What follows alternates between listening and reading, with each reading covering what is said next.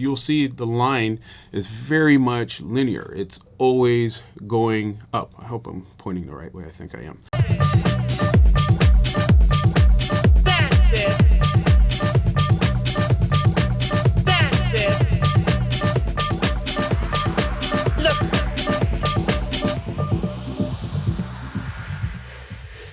What's up, fam? It's your boy Demuir here, purveyor of all sounds underground. I know it's been a hot minute, but I took a step back and just thought about how I can add some more value to this channel above and beyond, advice on music production and career, and just sharing a bit more of my own personal experience. And that piece involves the area of finance, hence the title of this video, which is, you're a creator and what should your savings look like? But before I jump into things, what I need from you is that SLC. Hit subscribe, like, and comment, and more importantly, hit the notifications bell to stay in touch with the new videos that I have coming, especially now that I'm going to be talking about music creation and being a creator and finance. I think it's of value because they don't often discuss this stuff and share. So let's jump into it. Okay, so point number one, similar to how I ended off the intro here, I want to talk about why this is important. And I call my new savings account pretty much stock indexes, which are QQQ, VU,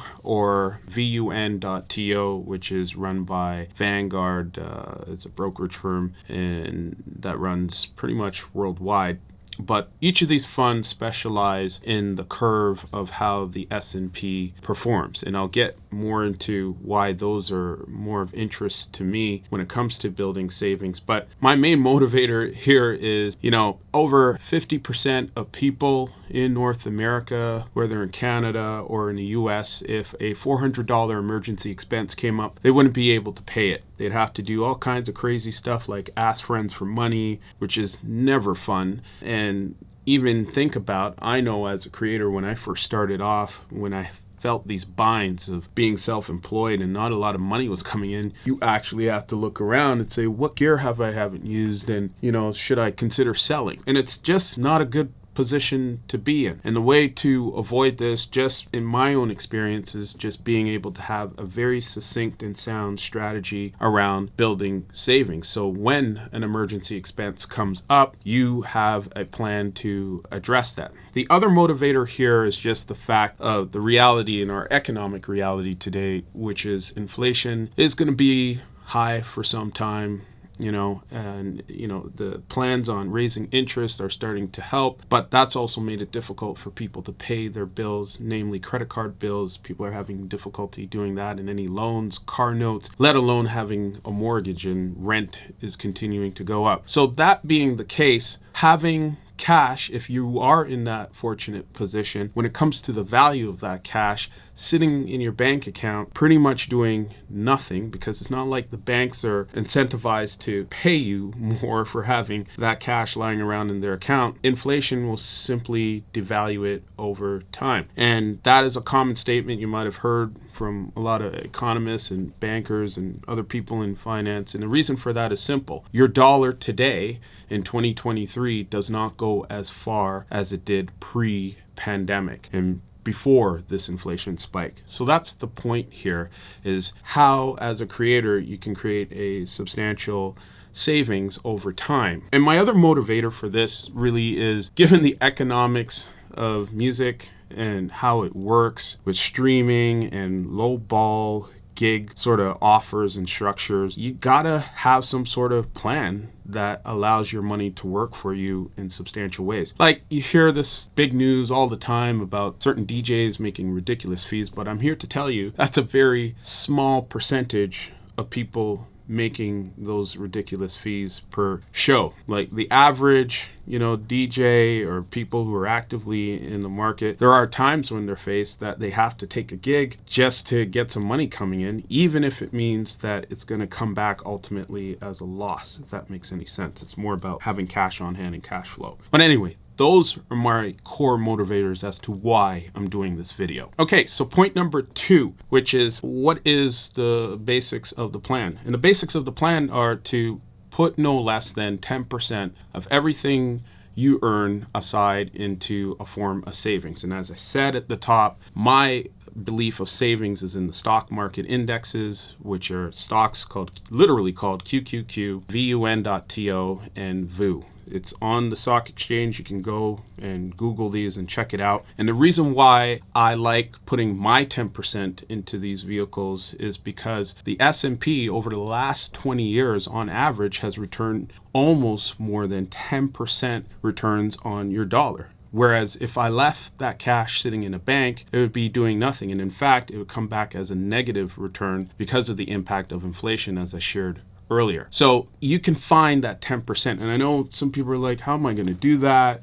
Like, things are already tight, man. You know, I got credit card bills. I got other things to take care of. I got kids, etc., etc., etc. And I'm here to just tell you, I've been there before. In the moment that you make the decision to say, you know what, I'm going to find 5-10%, you will find it. You can get it out of subscriptions that you're not using. And lo and behold, as I said earlier, as a creator, whether you're in photography or you're making music, you have equipment sitting around that you haven't used in a while that you could sell and get you off to a good start with this. But the whole point about this is just to get into the habit of whenever you get paid, 10% of that money is yours to keep. And I learned this concept from a book called The Richest Man in Babylon. You should check it out. It's also available on Audible, which is owned by Amazon, I believe. And it'll open up your eyes as to understanding why you should always be paying yourself first. This is how rich people operate. You know, they look to invest, save, and then spend their money. And that is just a mindset that requires you to say, how much of this money is mine to keep? My minimum is 10%. Some months it's higher, anywhere between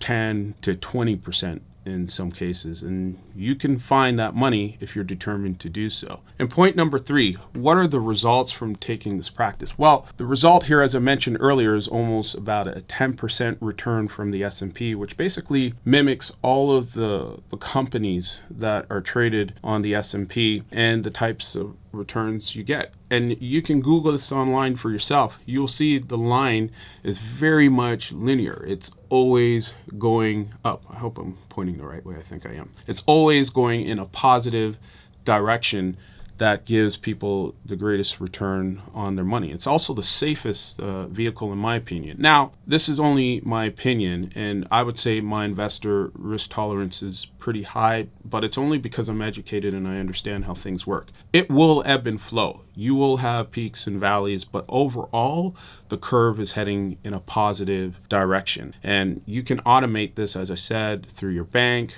or you can contact brokers like Vanguard directly and just say, this is how much I want to contribute to this type of portfolio, be it QQQ, VUN.TO if you're in Canada, or VOO in the US, and whether it's $50, $100 a month, whatever that 10% looks like for you, you can keep contributing. Now, when it comes to the results too, I am assuming, and this is an important piece, that you are going to leverage the power of compound interest, which means you would need to leave your investment in place until a much later time. This is about the long-term gain. So meaning that as you get results and it pays a dividend like QQQ does, you are taking that money and investing it back into purchasing more QQQ. And as a result of the returns from the S&P, you get compounded interest, which means more money in your pocket. It's a very powerful tool, and I encourage that you do this. You're talking to someone who was very fixated on creating music, and I still am, but I'm also quite fixated on making sure my money is working for me and coming back to me in ways that are fruitful, versus just being stressed about it, trying to find $400 for some sort of emergency I wasn't expecting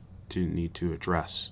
And point number 4, if anything I've learned through the pandemic and being super conscious about my money and investing and building finance, because I wanted to be in a position of not necessarily having to take gigs because I had to take them to pay the bills, if you know what I mean. Creating music and making royalties and publishing income and licensing income and sync publishing from my music is wonderful. It's a huge joy for me.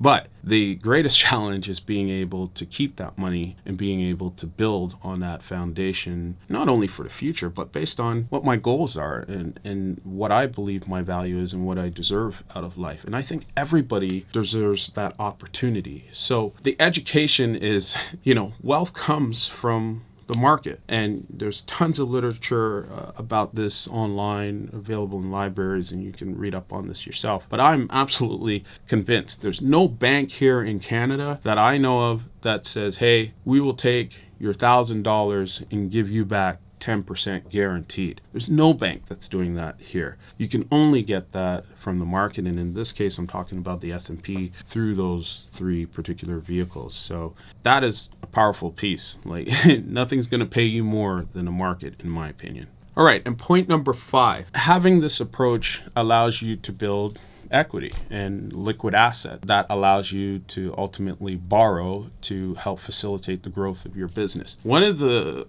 easiest examples I can give you is if you are in Canada, is Long and McQuaid, where if you see a new piece of gear, you have an opportunity to finance things. Now, their program's pretty easy. They ask for 10% down and you pay a monthly fee, but with the interest rates where they are, we're talking things could get in upwards of north of 20%. But I do believe that the more you put down and the better your credit score, you will be able to facilitate a better interest or negotiated interest. Don't take my word for that. I remember that's how it used to work, but that's basically how the world works anyway. And if you are able to build enough equity, liquid assets, you are able to actually borrow against that. So let's say you've been investing in QQQ for over 5 years now, you got a ton of shares and you're reinvesting the dividends back in, and it builds a nice healthy pot through compound interest. You're able to pull that up and say to a bank or wherever you're looking to do a loan and say, listen, I'm good for it, in addition to a decent credit score, which I'll do another video for, but you're able to say, let me borrow against this.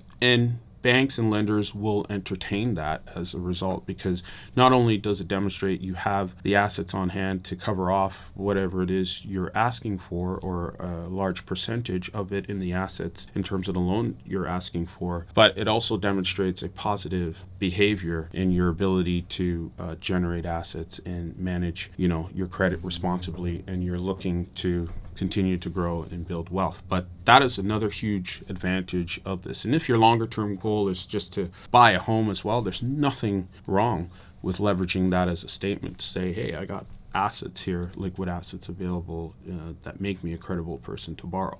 So I think I'm going to finish there, but I know this language is a lot different from what I normally post on this channel about music production, but I'm going to be doing this some more because I think it's important as creators to not only think about this stuff, but to discuss it some more. And it offers just huge advantages. I know for my own personal business and employing this particular method when it comes to savings, it's just allowed me so much flexibility, not only in terms of the quality of gigs that I want to entertain, but also my lifestyle and what I want to be able to do in growing this business. It's vitally important that you are up to speed on getting your money to work for you as effectively as possible. So I'm going to pause there. I would love to hear your thoughts on this. And again, I am not a financial expert. I'm only sharing with you what I see and what has worked for me. And I'll leave it at that. So much love and respect to you. Please subscribe, like the video if you do love it, or even if you hate it, leave your feedback. I'd love to hear from you. I usually join a conversation within 2 days of posting these videos. So much love and respect to you. Peace.